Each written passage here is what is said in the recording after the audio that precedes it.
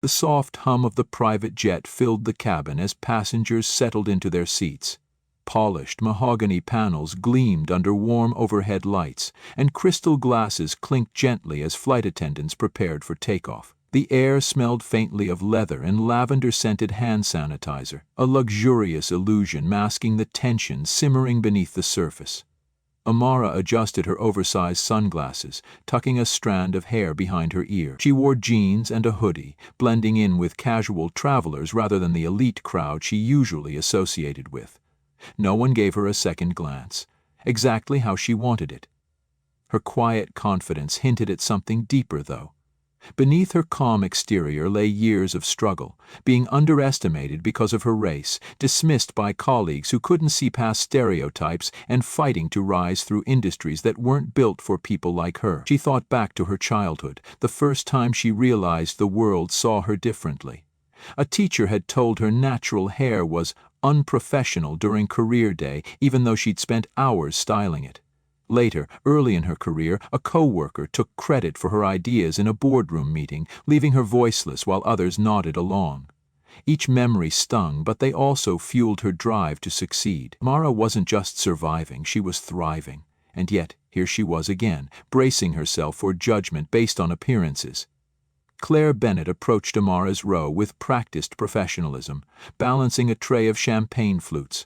Her smile was polite, but her eyes lingered too long, scanning Amara's casual attire.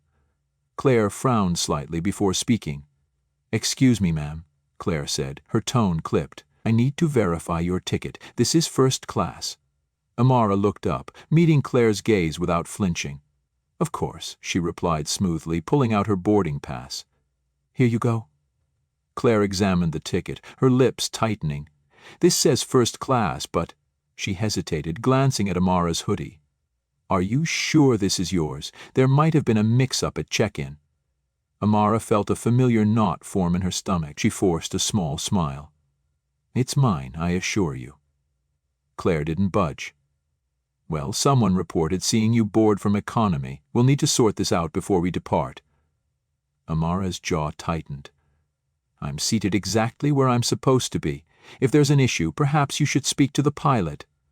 Claire's face flushed red, her patience fraying.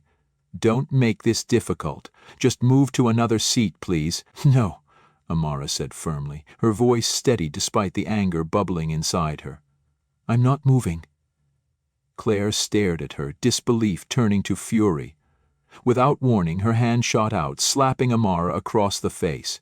The sound cracked through the cabin like a gunshot, silencing every conversation.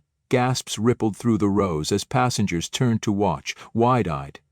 For a moment, no one moved. Amara pressed a hand to her cheek, stunned but composed. Her mind raced. Not just with shock, but with memories of every insult, every slight, every act of prejudice she'd endured. She could feel the weight of those experiences crashing down on her, threatening to overwhelm her. But instead of crumbling, she straightened her spine, refusing to let Claire see her pain. Around them, passengers exchanged uneasy glances. Some shifted uncomfortably in their seats, avoiding eye contact. Others whispered behind cupped hands, their words muffled but unmistakable.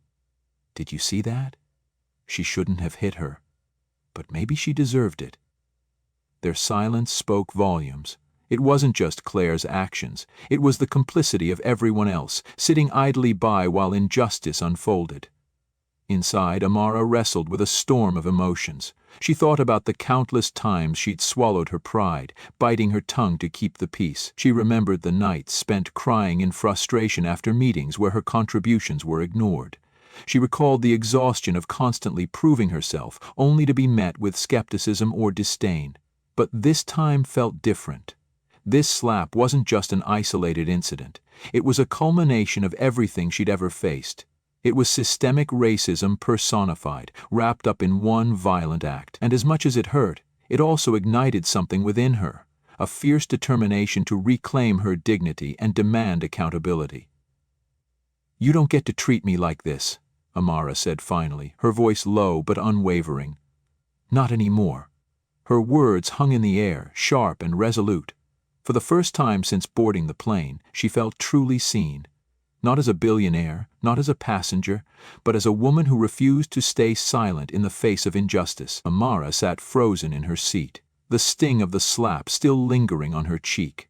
Her fingers trembled slightly as she lowered her hand, but she forced herself to breathe deeply, trying to steady the storm raging inside her. The whispers around her grew louder, some sympathetic, others dismissive, but they all blurred together into a dull hum. She closed her eyes for a moment, retreating inward, letting the weight of what had just happened settle over her like a heavy blanket. Shame crept in first, whispering cruel lies. You should have said something sooner. You should have stopped this before it got this far. Then came the anger, a fiery, unrelenting rage that burned through her chest. How dare Claire treat her this way? How dare anyone look at her and decide she didn't belong here? And yet, beneath the fury lay a deeper pain, one she'd carried for years. Memories flooded back, unwanted but impossible to ignore. She was 8 years old again, sitting cross-legged in her classroom, braids neatly tied with colorful beads. A teacher stood over her, frowning. "Your hair is too distracting," she'd said sternly. "It's not professional." Young Amara had blinked up at her, confused. Professional? What did that even mean? All she knew was that her mom had spent hours styling her hair, telling her how beautiful she looked. But now, those same braids made her feel small, wrong somehow. That day, she learned that parts of herself weren't acceptable, not because of who she was, but because of how others saw her. Another memory surfaced, sharper this time. She was in her mid-20s, fresh out of college, and eager to prove herself in her first big corporate job. During a critical project meeting, she'd presented an idea that would save the company thousands. Her colleagues nodded politely, then moved on. Later, a white male coworker repeated her exact words, earning applause and praise. When she confronted him afterward, he shrugged it off. "Maybe you didn't explain it clearly enough," he suggested, leaving her seething with frustration. That betrayal cut deep, planting seeds of doubt about whether she truly belonged in spaces like these.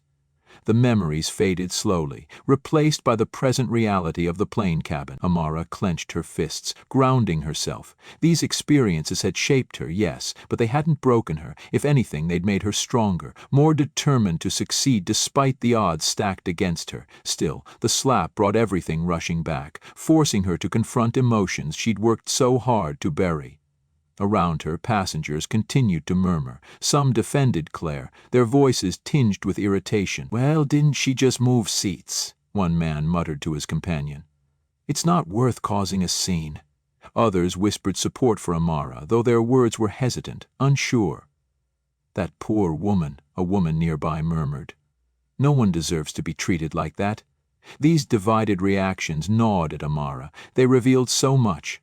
Not just about the people speaking, but about society itself.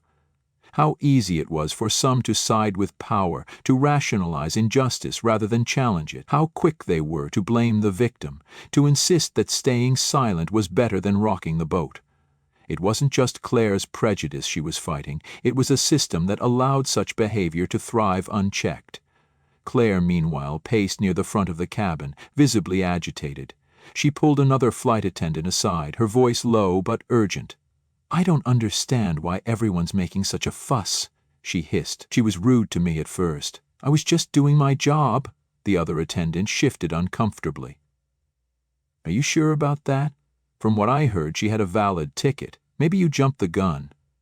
Claire bristled. "Valid ticket or not, she doesn't belong here. Look at her. People like her shouldn't have this kind of money anyway. It's unnatural."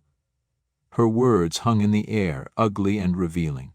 She truly believed what she was saying, that wealth and success were reserved for certain kinds of people, and Amara didn't fit the mold.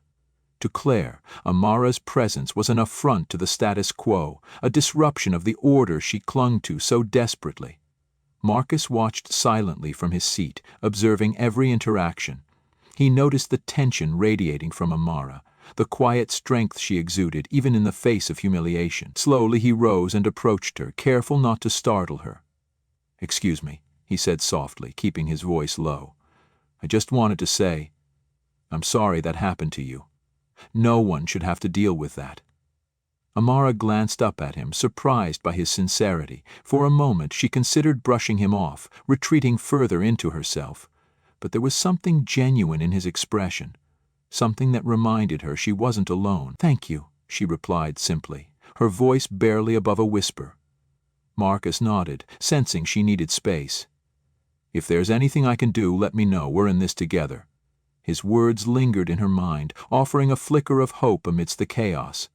Together, solidarity. Those concepts felt foreign yet comforting, like lifelines thrown to someone drowning in despair. As the plane descended, Claire's anxiety reached a fever pitch. Fragments of hushed conversations drifted toward her, snippets that hinted at Amara's true identity. "Did you hear? She owns the airline." "No way, really. Makes sense, though. She's been so calm this whole time." Each word sent a jolt of panic through Claire. She glanced nervously at Amara, who remained seated, composed, almost serene. What if it was true? What if she'd just slapped the owner of the very plane she worked on? The realization hit her like a freight train, leaving her breathless and terrified. Meanwhile, the atmosphere in the cabin grew suffocating. Passengers shifted restlessly in their seats, exchanging uneasy glances.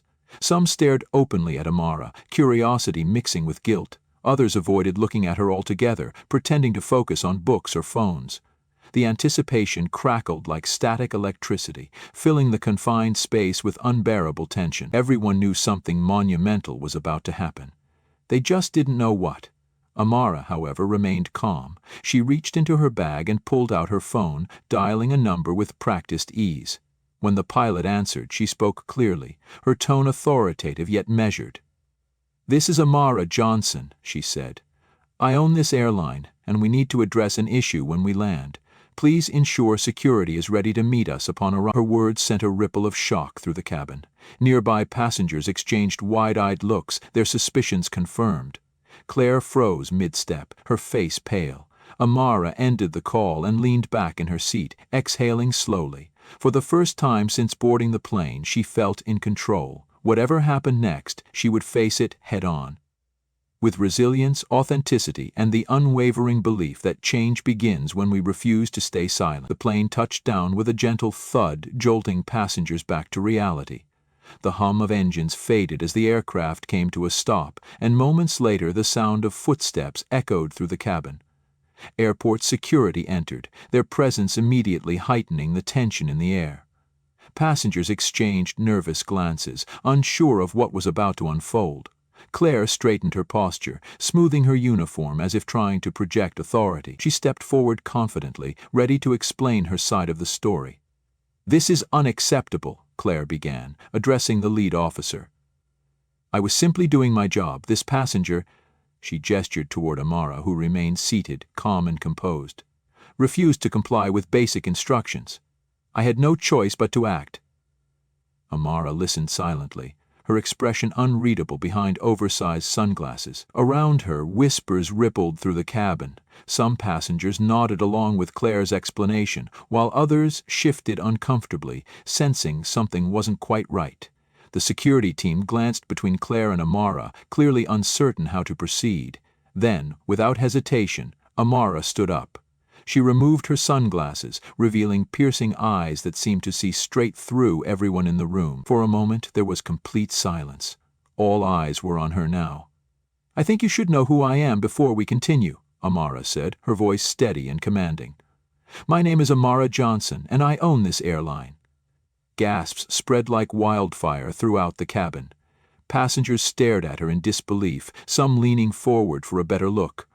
Claire froze mid-sentence, her face draining of color. Her confident demeanor crumbled instantly, replaced by sheer panic. You can't be serious," Claire stammered, her voice trembling. "That's impossible." "It's very possible," Amara replied, her tone firm but not unkind. "And it changes everything, doesn't it?" She paused, letting the weight of her words sink in. Then, turning to address both Claire and the rest of the cabin, she took a deep breath and began to speak. "I've spent my entire life navigating spaces where people like me aren't supposed to belong," Amara said, her voice rising slightly as emotion crept into it. "From classrooms where teachers told me my natural hair was unprofessional, to boardrooms where colleagues dismissed my ideas only to claim them as their own later. I faced prejudice at every turn, but I refused to let it define me. Instead, I worked harder, fought longer, and proved over and over again that I deserved to be here just as much as anyone else. Her gaze locked onto Claire, who looked away, unable to meet her eyes. What happened today wasn't just an isolated incident. It was a reflection of systemic racism, a belief that someone like me couldn't possibly own something as prestigious as this airline. That belief isn't unique to you. It exists everywhere, embedded in our institutions, our workplaces, even our daily interactions. And until we confront it head-on, nothing will change. Passengers sat in stunned silence, many visibly moved by her words. Some nodded in agreement, while others wiped away tears. Even the security officers seemed affected, exchanging meaningful looks. But accountability isn't about punishment, Amara continued, softening her tone slightly. It's about growth. So Claire, I'm giving you a choice. Either undergo mandatory sensitivity training or resign immediately. Which will it be? Claire blinked rapidly, tears welling up in her eyes. She opened her mouth to respond, but found no words. Instead, she sank into a nearby seat, burying her face in her hands as sobs racked her body. Her breakdown was raw and unfiltered, a stark contrast to the polished professionalism she'd displayed earlier. It was clear she hadn't anticipated being called out so publicly, or realizing the extent of the harm she'd caused. Marcus approached Amara cautiously once the commotion died down. He extended his hand, gratitude shining in his eyes. "Thank you," he said sincerely. "Not just for standing up for yourself, but for everyone who's ever been treated this way. You're making a difference." Amara accepted his handshake, offering him a small smile. "We're all in this together," she replied. "Change starts when we refuse to stay silent." As the crowd dispersed and security escorted Claire away, Amara returned to her seat, exhaling deeply. She gazed out the window, watching ground staff prepare the plane for its next journey. In that quiet moment, she reflected on how far she'd come. From a little girl teased for her hair to a billionaire challenging societal norms. Each step of her journey had taught her resilience, courage, and the importance of using her platform for good. "I'm not done yet," she whispered to herself, reaffirming her commitment to fighting injustice, not by a long shot. In the weeks following the incident, Amara threw herself into creating meaningful change within her airline. She gathered her leadership team in a conference room, pacing as she spoke with passion and purpose. "We can't just move on from what happened like it was an isolated event," Amara said firmly. "This is about more than one person. It's about systems that allow prejudice to thrive unchecked. We need to do better." Her team listened intently as she outlined a bold plan, implementing stricter anti-discrimination policies across all levels of the company. But Amara didn't stop there. She announced the creation of a scholarship program aimed at supporting aspiring pilots, flight attendants, and crew members from marginalized communities. "This isn't charity," she emphasized. "It's opportunity. It's giving people who've been told they don't belong a chance to prove otherwise, to show the world what they're capable of." The initiative quickly gained traction, drawing attention not only within the airline industry but also beyond it. Stories began pouring in. Letters from young black girls dreaming of becoming pilots, messages from aspiring engineers, grateful for the chance to see themselves represented in fields where they'd long felt unwelcome. Each story fueled Amara's resolve, reminding her why this work mattered so deeply. Claire sat nervously in front of a computer screen during her final session of mandatory sensitivity training. The instructor had asked participants to reflect on their own biases, and Claire found herself struggling to articulate her thoughts. For weeks, she'd wrestled with guilt and shame over her actions on the plane. At first, she'd tried to justify them, clinging to excuses about stress or miscommunication, but slowly, painfully, she began to confront the truth. Her behavior stemmed from deeply ingrained prejudices she hadn't even realized she held. When the course ended, Claire knew she needed to make amends. She drafted a public statement, her hands shaking as she typed. "I want to apologize, not just to Ms. Johnson, but to anyone I've hurt through my words or actions," Claire wrote. "I failed to treat someone with the respect and dignity they deserved, and for that I am truly sorry. I'm committed to learning and growing, and I hope my journey can serve as a reminder that accountability is the first step toward real change." Though her apology wasn't perfect, it marked a turning point. Friends and colleagues reached out to share their support, encouraging her to keep moving forward. For the first time in weeks, Claire felt a glimmer of hope. Not absolution, but the possibility of redemption. News of the scholarship program spread rapidly, inspiring countless individuals to dream bigger than ever before. A young Latina woman named Sofia applied after hearing Amara speak at a community event. Growing up, Sofia had idolized pilots but never imagined she could become one herself. Now, thanks to the scholarship, she enrolled in aviation school, determined to break barriers and pave the way for others like her. "It's not just about me flying planes," Sofia told a local reporter during an interview. "It's about showing girls everywhere that they belong in places people say they don't. That's what Ms. Johnson taught me, that we have the power to rewrite the rules." Stories like Sofia's reminded Amara of the ripple effect of her actions. Change wasn't immediate, nor was it easy, but every small victory brought them closer to a future where equality wasn't the exception, it was the norm. At a global conference on racial equality, Amara stood behind a podium, gripping its edges tightly as she prepared to speak. Hundreds of eyes watched her, waiting for the billionaire whose story had captivated headlines worldwide. Taking a deep breath, she began. "I've spent most of my life proving I belong," she admitted, her voice steady despite the weight of emotion behind it. "But no matter how many degrees I earned or companies I built, there were always people ready to tell me I didn't fit their idea of success. And maybe part of me started believing them, for a while anyway."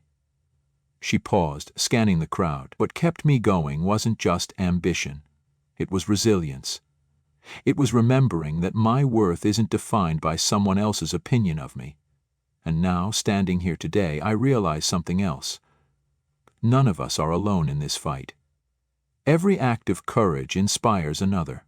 Every voice raised against injustice makes room for more voices to join in.